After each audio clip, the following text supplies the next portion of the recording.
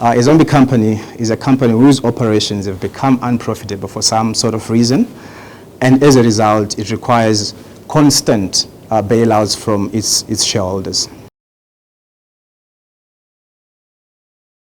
The reason why we, at the moment, having quite a lot of them owes to the structure of the JSE. You actually find that the JSE, most of the companies which are there, their operations or their profitability is directly linked to the commodity prices. So what we have in the past 1.5 years is a situation whereby the commodity prices has collapsed, and as a result, those companies has been hit by that collapse in the commodity prices. The resource companies. Why? It's quite straightforward. These are the ones which are directly affected by the commodity prices. We also looked at some industrial companies who are also indirectly affected by the commodity prices. Then we had some other companies that are affected by the load shedding program. In this case, we had initially chosen Lonmin to be part of the list. When you analyze such companies whose prospects have been beaten down by certain macroeconomic factors, the most important thing is you have to ask yourself, are these companies going to be able to pull themselves back to life? So you have to look at the fundamental factor which has put the company in that particular situation, and you make your own bets or you make your own assumptions with regards to that. I can just give, for example, Sasol. The reason why Sasol is where it is mainly because of the oil price which has gone down. So you ask yourself, do you think the oil prices are going to go up?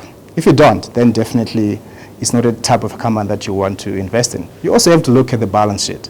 Do you think that the balance sheet of the company can sustain it through this particular trough of the cycle?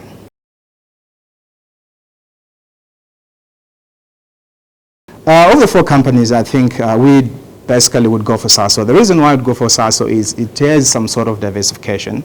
It has two main divisions, which is the one which is affected by the oil prices, which is the energy division. Then it also have the chemicals division, which is more of a lucrative division. It's not directly affected by the commodity prices. Yes, the chemicals division basically offsets those losses. It's not quite big, but if you look at the operating profits, you actually find that the chemical division contributed something like 40-something%. 40-something% of the operating profits came from that chemicals division. So even though the prices of oil are going down, that chemical division has got an advantage that it's hedging this company.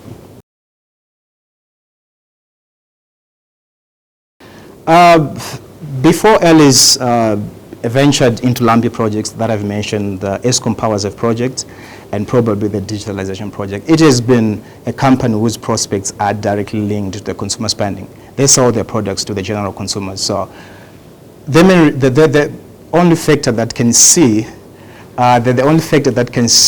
Ellies going up is basically an improvement in the consumer spending. So if the consumer spending improves, then eventually Ellies is going to probably bounce back.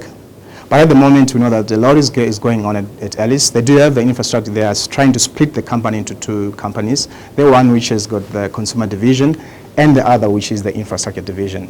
So probably with time, depending on how much it is going to get from the digitalization program.